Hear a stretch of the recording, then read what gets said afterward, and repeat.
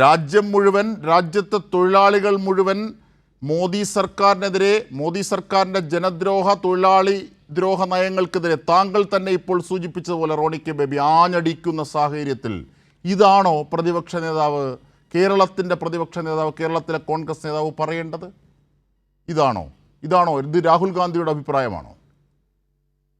ബഹുമാനപ്പെട്ട Shri V D Satheesan പറഞ്ഞതിൽ ഒരു തെറ്റും ഉണ്ടെന്ന് ഞാൻ കരുതുന്നില്ല. കാരണം സമര രീതിയുമായി ബന്ധപ്പെട്ട് മഹാത്മാഗാന്ധി പറഞ്ഞത് തന്നെ അദ്ദേഹത്തിന്റെ സമര രീതിയിലെ ഒരു ഭാഗമായിരുന്നു സ്ട്രൈക്ക്. നിസ്സഹകരണ സമരത്തെക്കുറിച്ച്, നോൺ കോഓപ്പറേഷനെ കുറിച്ച്, അഹിംസയെക്കുറിച്ച്, നിയമലംഘനത്തെക്കുറിച്ച് പറഞ്ഞ മഹാത്മാഗാന്ധി അതിന്റെ ഒരു മാർഗമായി പറയുന്നത് സ്ട്രൈക്കാണ്.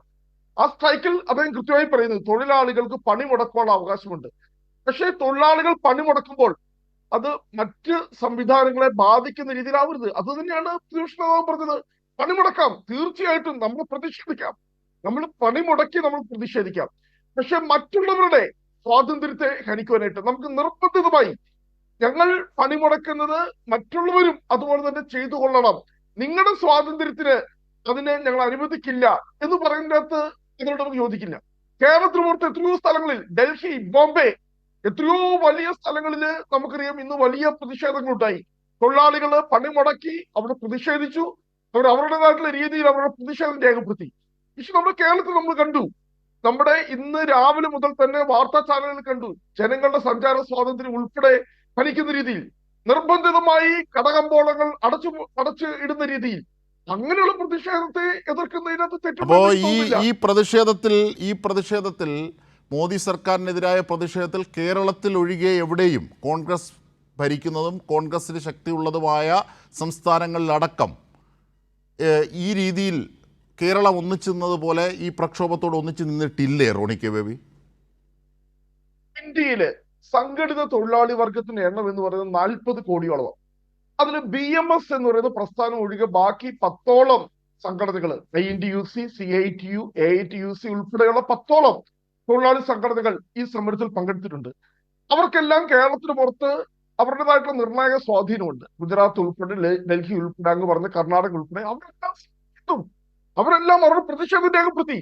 തൊഴിലിടങ്ങൾ ബഹിഷ്കരിച്ചുകൊണ്ട്, ഫാക്ടറികൾ ബഹിഷ്കരിച്ചുകൊണ്ട് ഇവർ കൃത്യമായി തന്നെ, അതാണല്ലോ പണിമുടക്ക്. ഇന്ന് നമ്മുടെ പറഞ്ഞ പിന്നെന്താണ് ഇവിടെ നടന്നത്? ഇവിടെ അങ്ങനെ ഒരു അട്രോസിറ്റി നടന്നതായി ഇല്ലല്ലോ. ഇവിടെയും കേരളം ഒന്നാകെ, തൊഴിലാളികൾ ഒന്നാകെ അവരുടെ തൊഴിൽ ഉപേക്ഷിച്ച് പ്രതിഷേധിക്കുകയായിരുന്നല്ലോ ചെയ്തത്.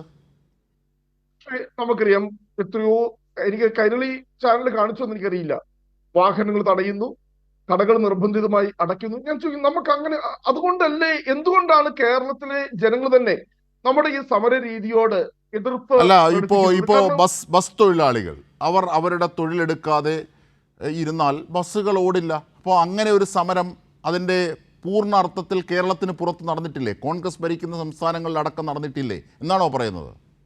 അപ്പോൾ രാഹുൽ ഗാന്ധിയുടെ ആ ആഹ്വാനം, ഈ സമരത്തോട് സഹകരിക്കണമെന്ന ആഹ്വാനം അവർ ഏറ്റെടുത്തിട്ടില്ലേ? അതാണോ താങ്കൾ പറയുന്നത്? ഞാൻ ഇവിടെ വളരെ കൃത്യമായി പറയട്ടെ. കാരണം ഇവിടെ ഈ സംഘടിത തൊഴിൽ ശക്തി കേരളത്തിന് പുറത്തുണ്ടെങ്കിലും എല്ലാവരും തന്നെ ഈ ട്രേഡ് യൂണിയനുകളുടെ ഭാഗമാണ് എന്ന് നമ്മൾ വിചാരിക്കേണ്ടതില്ല. ഞാനൊരു കാര്യം പറഞ്ഞു. ഇപ്പോൾ ഞാൻ ഒറ്റ കാര്യമാണ് റോണി കെ ബേബിയോട് ആരാഞ്ഞത്. അതായത് രാഹുൽ ഗാന്ധി അടക്കം പിന്തുണച്ച സമരത്തിൽ അവരാരും പറയാത്ത ഒരു പരാതി എന്ന സ്വഭാവത്തിൽ വി ഡി സതീശൻ മാത്രം ഇവിടെ പറയുന്നത്, കേരളത്തിലെ കോൺഗ്രസ് മാത്രം ആ നിലപാടെടുക്കുന്നത് എന്തിന്? ഒന്ന്. രണ്ടാമത്തെ വിഷയം, ഈ ഒരു ഘട്ടത്തിൽ മോദി സർക്കാരിനെതിരെ ആഞ്ഞടിക്കുന്നതിന് പകരം തൊഴിലാളികളുടെ സമരമാർഗം ശരിയാണോ എന്ന ചോദ്യമാണോ ഉന്നയിക്കേണ്ടത്? ഈ 2 ചോദ്യങ്ങളാണ് ഞാൻ താങ്കളോട് ചോദിച്ചത്. അതിന് രണ്ടിനും താങ്കൾ മറുപടി പറഞ്ഞില്ല. താങ്കൾ വേറെ രീതിയിലേക്ക് അതിനെ വളച്ചൊടിക്കാനാണ് ശ്രമിച്ചത്.